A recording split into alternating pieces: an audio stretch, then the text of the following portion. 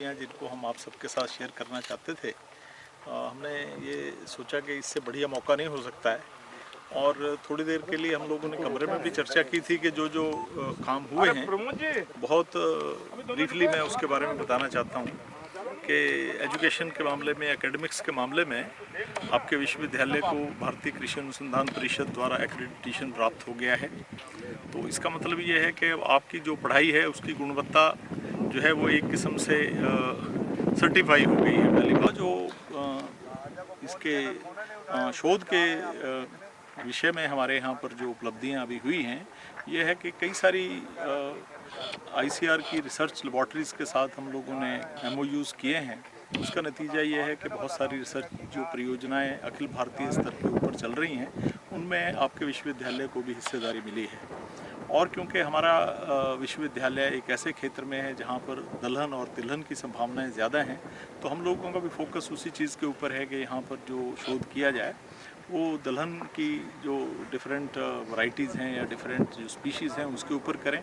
आप यहाँ देख सकते हैं कि हम मेरे साथी यहाँ पर इन्होंने जो शोध कार्य शुरू किए हैं वो उनमें प्रमुख जो फसलें हैं वो दलहन के मामले में चना है, मसूर है और आपका इसके अलावा जो मटर है और अरहर के ऊपर भी यहाँ पर बहुत अच्छा काम हो रहा है।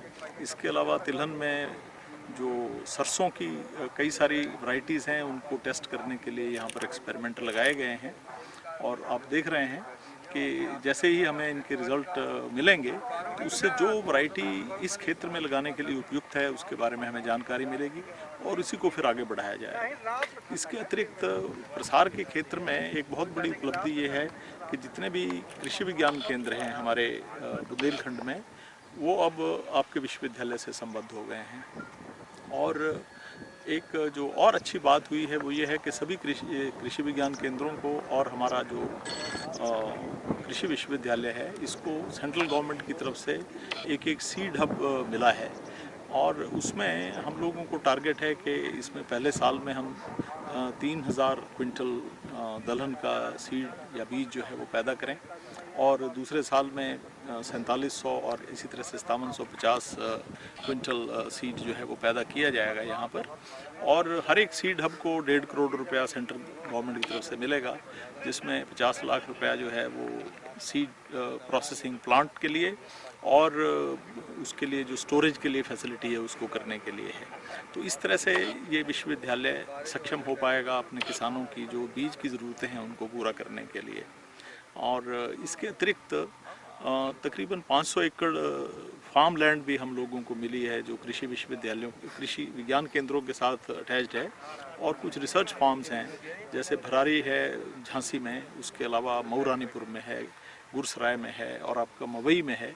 ये सारे के सारे जो इंफ्रास्ट्रक्चर और फार्म्स हैं रिसर्च के वो भी आपके विश्वविद्यालय को ट्रांसफर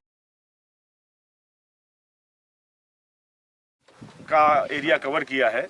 और जो सरकार की योजना है 3 मीटर से 4.5 मीटर गहरी, उसको लेकर के हम यहाँ 6 मीटर से लेकर के 7 मीटर तक गहरा बनाया है हमने।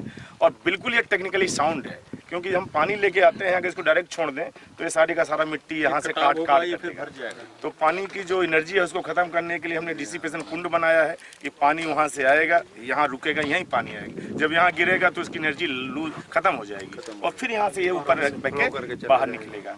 अगर ये इनलेट 3 मीटर का बनाते हैं, यानी कि आधा मीटर हमें आउटलेट बाहर बनाना, ज़्यादा बनाना पड़ता है, तो ये 3 मीटर का इनलेट है और ये पूरा अंदर RCC डाल के बनाया गया है ताकि ये भविष्य में कभी भी गड़बड़ नहीं हो। और 3.5 मीटर का आउटलेट है।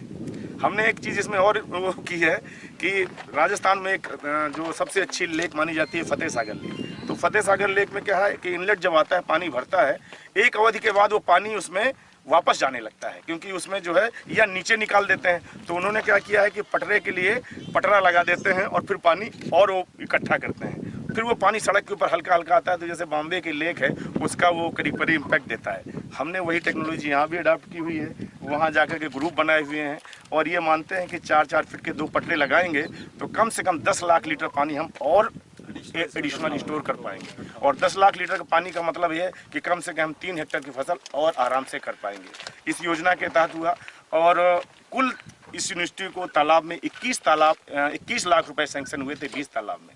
हमने उन सारे तालाबों को मिला के 4 तालाब बनाए हैं और सारे तालाब, हमारी खास बात क्या है कि इंटरकनेक्टेड करने की योजना है।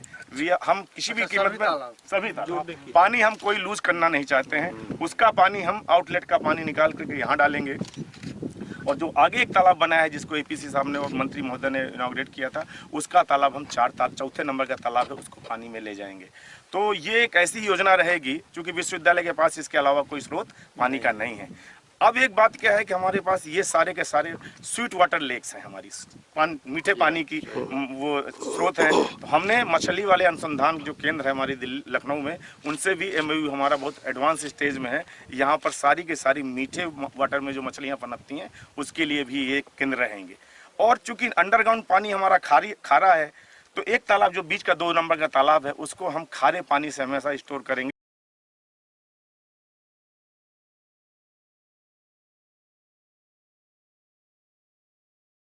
ड्रिंकिंग वाटर सोर्स भी हैं, तो ये देखिए ये सारे के सारे बिल्कुल ठीक हो जाएंगे। ठीक। और जितने भी हमारे ये अभी फिलहाल ट्यूबवेल बने हैं वो सारे के सारे तालाब के किनारे बने हुए हैं और उद्देश्य हमारा यही है कि यूनिवर्सिटी को भी मीठा पानी मिले। तो वो सारे के सारे इनके लिए ये देखिए जो उनका खारा पानी वो स्वतः ठीक होगा, स्वीट वाटर में कन्वर्ट हो जाएगा। कन्वर्ट हो जाएगा। आइए सर।